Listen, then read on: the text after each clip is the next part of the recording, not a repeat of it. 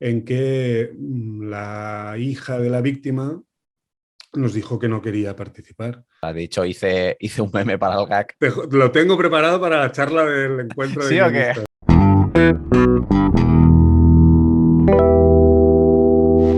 Y muchísimas gracias también al equipo del encuentro de guionistas, ya que gracias a ellos ha sido posible la entrevista. Vale, pues muy buenas una vez más a Escribe Mejor, el canal para guionistas. Hoy tenemos con nosotros a Enric Álvarez, guionista de documentales, entre ellos Balandrau, que es un documental nominado a los premios Gaudí. También ha participado como guionista en Crímenes en Movistar Plus, ¿no? Si no me equivoco, o está ya disponible o la sacan en breves.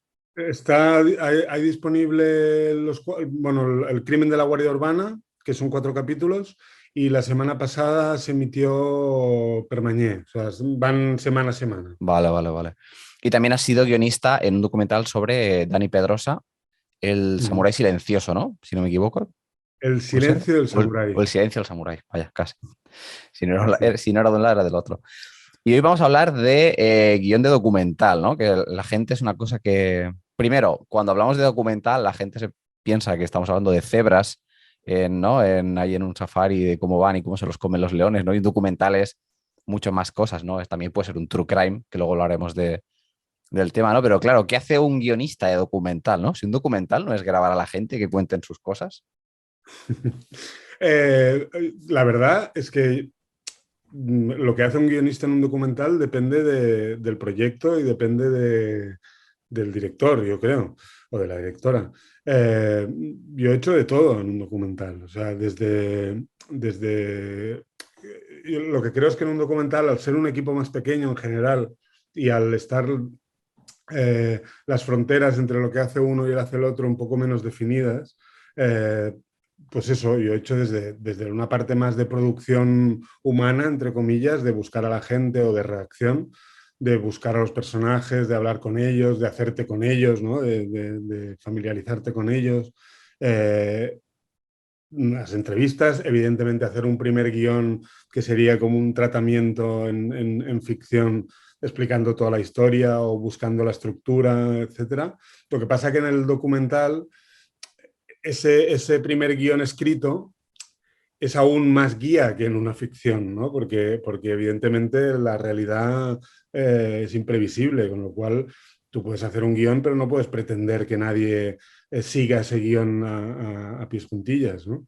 Claro, pero Con una lo cosa cual, también que yo me he encontrado que mucha gente se extraña, ¿no? Es el hecho eso de que se parta ya de una premisa. Claro, esto obviamente pues favorece, por ejemplo, el caso de Balandrau, ¿no? Que no deja de ser una tragedia que sucedió como en la montaña, ¿no? De gente que estaba allí, claro, ya es un hecho pasado. No es vamos a esta fábrica a grabar y a ver qué nos encontramos, sino que hay hechos contrastados. Entonces, claro, pues ahí aparte es de una cierta premisa de que os interesa contar, que os interesa tal, ¿no? O sea, que a veces, a menos a mí me da la sensación cuando se habla de documental, que es como muy sobre la marcha, ¿no? Y obviamente se hace mucho guión a posteriori, ¿no? En la sala de montaje, pero que también hay una previa de trabajar.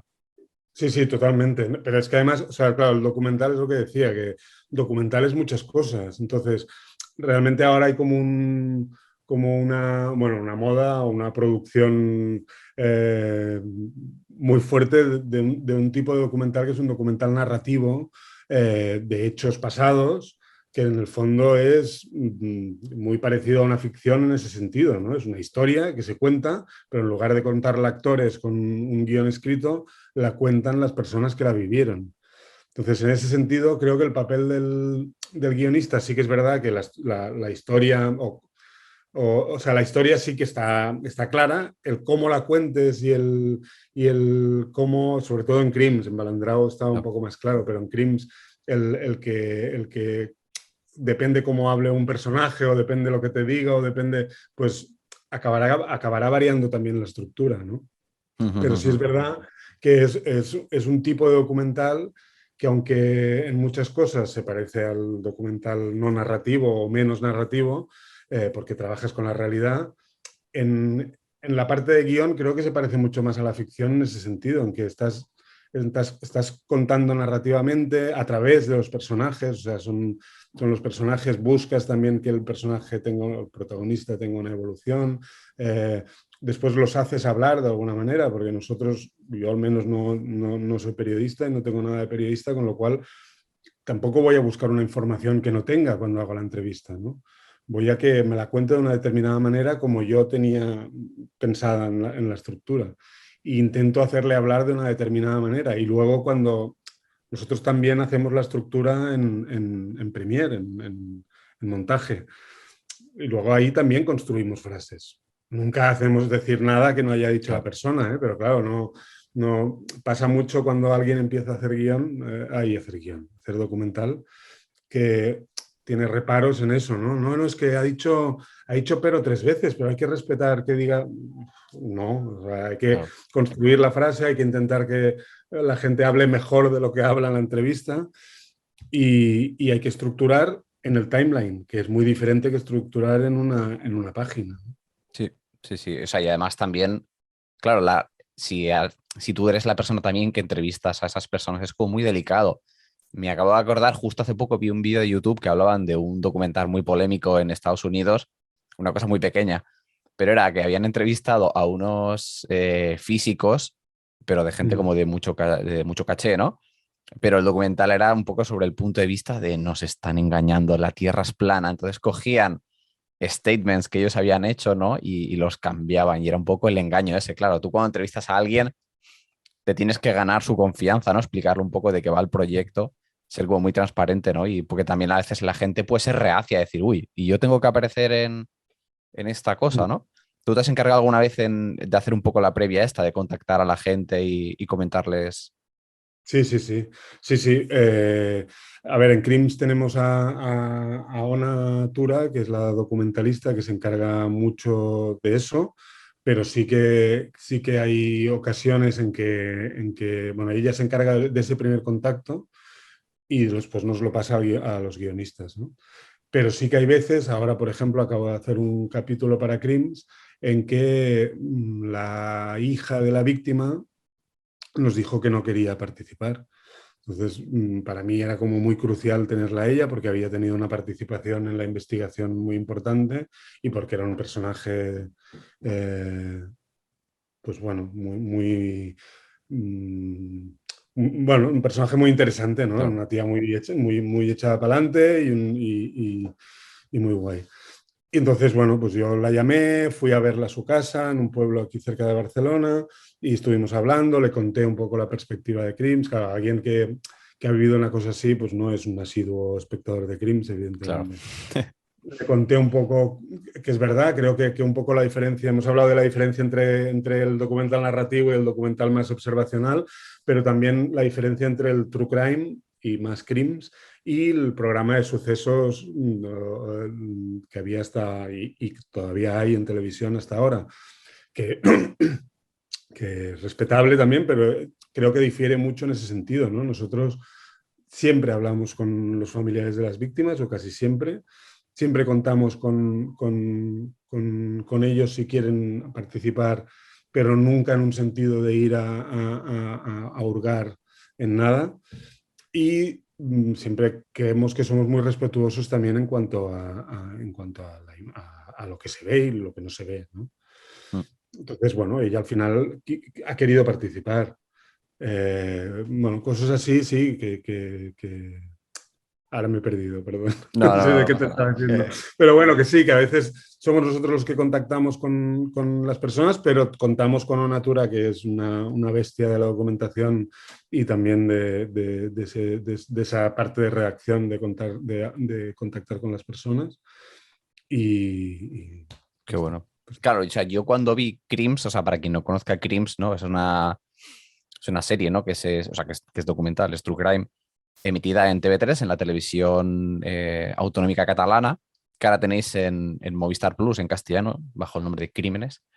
Y, hostia, aquí ha sido toda una sensación. O sea, Crims parte, ¿no? De un programa de radio y luego se adapta a la televisión. Y yo cuando me lo vi, pues también no me lo había visto hasta hace relativamente poco, porque cada día sacan tropecientas series y tropecientas cosas que hay que ver y uno no da abasto. Pero hostia, ya en los primeros 5 segundos, y no es una cosa muy de guión, pero ya la estética decía, hostia, que estoy viendo Mindhunter aquí, ¿qué está pasando? Que no es un poco lo que dices tú de crónica de sucesos, una cosa así morbosilla y tal, y y como falta de cariño, ¿no? O sea, tanto en lo que es el envoltorio estético como luego el lenguaje. O sea, es que no me extraña nada que lo haya comprado Movistar porque perfectamente podría estar en un Netflix, en un lo que sea, ¿no? Y ahora, más a día de hoy, que hay todo un auge del tema del true crime. De hecho, a mí yo he hecho varias series por encargo para Podimo, que es una plataforma de audio, pero son ficción, o sea, son ficciones sonoras. Y para una de ellas me dijeron, queremos que nos hagas un true crime sobre un asesino que es Ryder y qué tal. Y yo, claro, yo pensando, estos quieren que me haga Ryder y que vaya matando gente, ¿no? O sea, ya le llaman true crime a todo lo que tenga que ver con Aunque no sea crimen. true. Claro, es como un thriller. Y claro, le mandé un mail y le dije, bueno, pues true crime quieres decir que es un thriller, ¿no? Y dice, sí, sí, sí, Claro. perdona. O sea, ya está tan en boca de todos, ¿no? Que claro, que se sobreutiliza la palabra. Yo os quería hablar de cuál es el proceso, ¿no? Porque entiendo que al ser una adaptación de radio, no tengo claro si adaptáis episodios que ya están hechos en radio o hacéis nuevos, simplemente el formato lo que se adapta.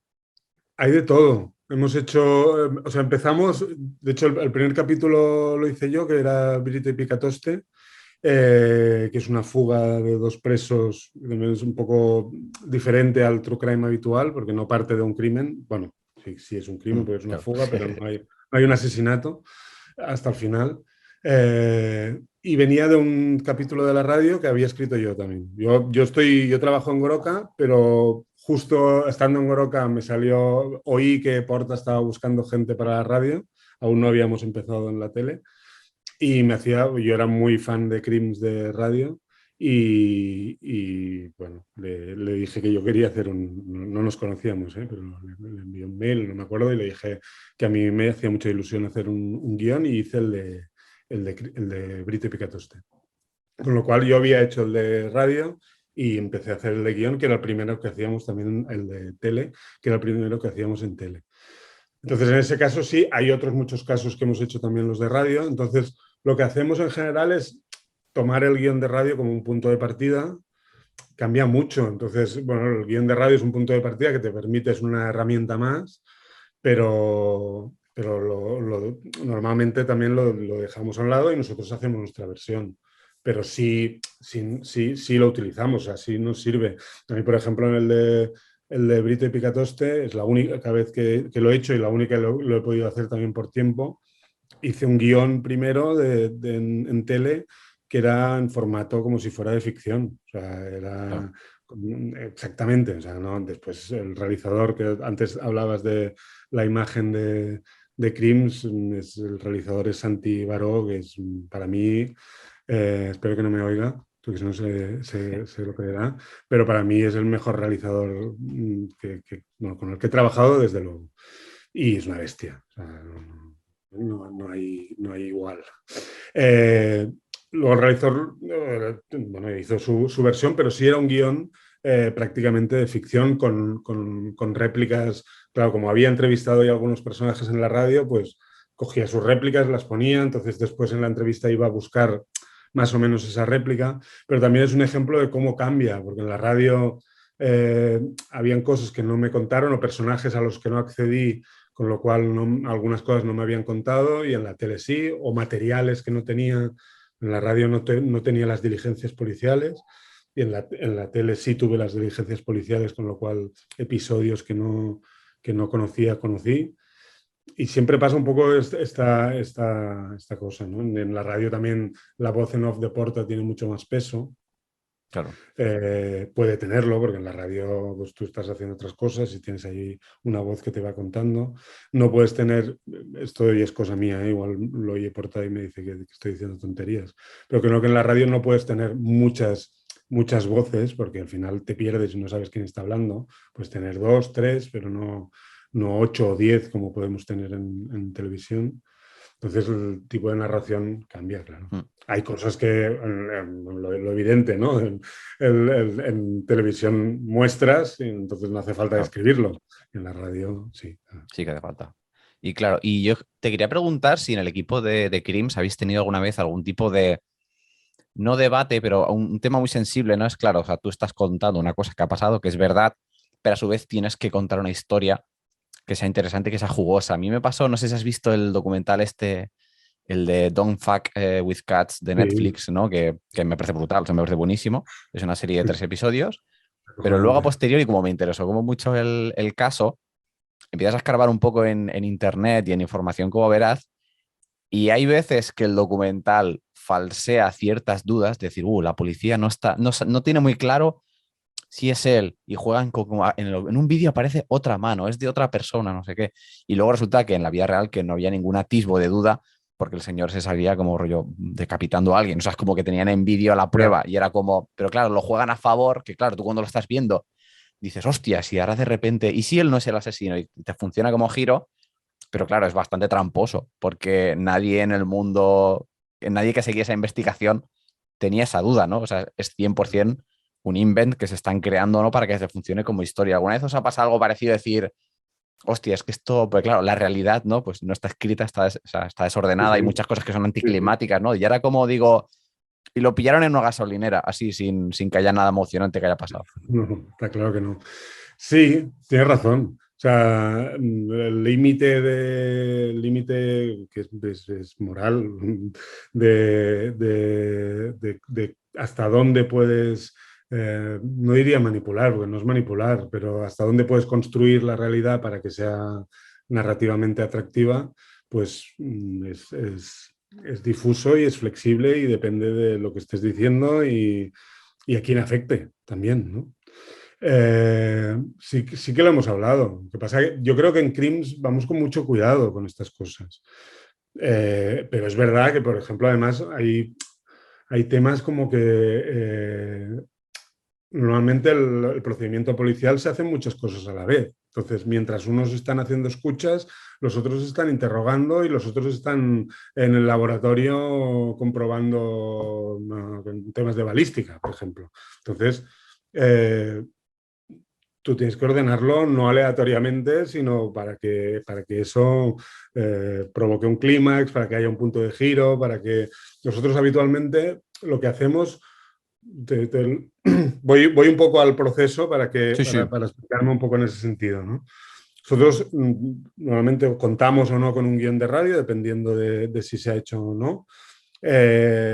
A partir de ahí recibimos, primero podemos hacer un poco de mirada general por internet de noticias, etcétera, de artículos, pero habitualmente pues recibimos o el sumario o sea como sea, el sumario, las diligencias y todo el material que tengamos y hacemos una lectura de eso, que es mucho material, normalmente son miles de páginas que ya te acabas acostumbrando y hay muchas cosas más judiciales que vas pasando. Y ahí pues vamos pensando en cómo eso lo podemos hacer atractivo y cómo eso vamos identificando los puntos de giro, ¿no? Que pueden ser interesantes para nosotros. Evidentemente tampoco podemos explicar todas las diligencias o todo el sumario, con lo cual ahí ya estamos construyendo. A lo mejor la policía ha tenido, yo qué sé, digo por decir, 10 sospechosos, pero tú escoges a los interesantes porque tienes una hora para contar. Pero ese es el trabajo del guionista, ¿no? Pero lo digo por eso, ¿no? Ahí también estamos construyendo. Alguien que esté en el caso me puede haber dicho, hostia, pero es que ese también fue, lo contemplaron, como, ya, pero yo no estoy haciendo un trabajo periodístico de darte la información a palo seco y de dártela toda minuciosamente. Soy guionista y lo que pretendo es que el espectador se emocione, tenga miedo, se alivie, siempre contando con que el material que utilizo es muy sensible y no puedo manipularlo hasta el punto de que alguien se sienta ofendido. Y creo que eso lo hacemos bien porque hasta el momento, en ese sentido, nadie nos ha dicho esto que estáis contando es mentira, ¿no? Claro, Nadie. claro.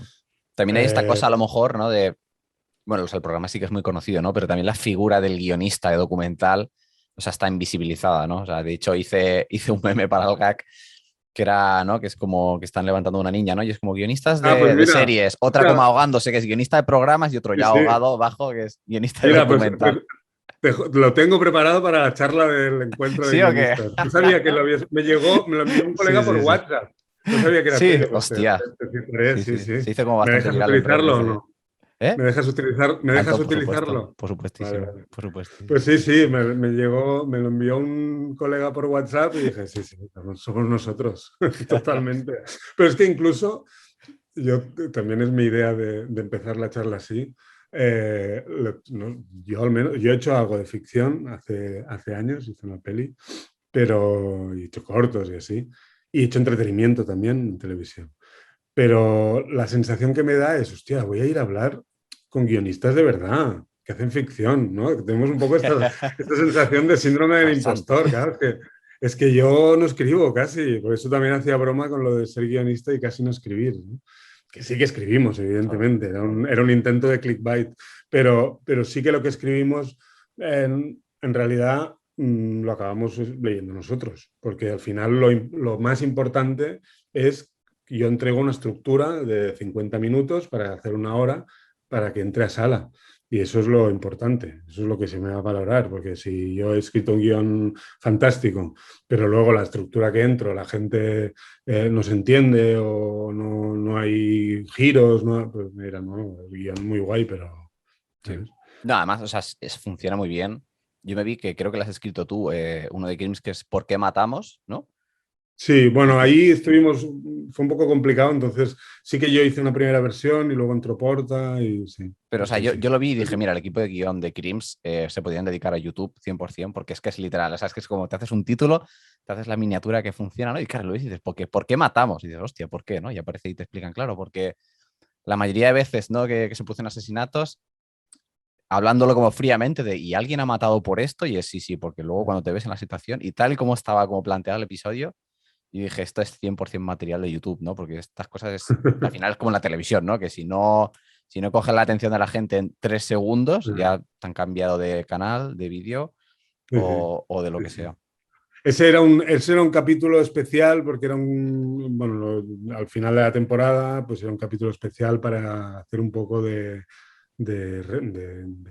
recoger cosas distintas de la temporada.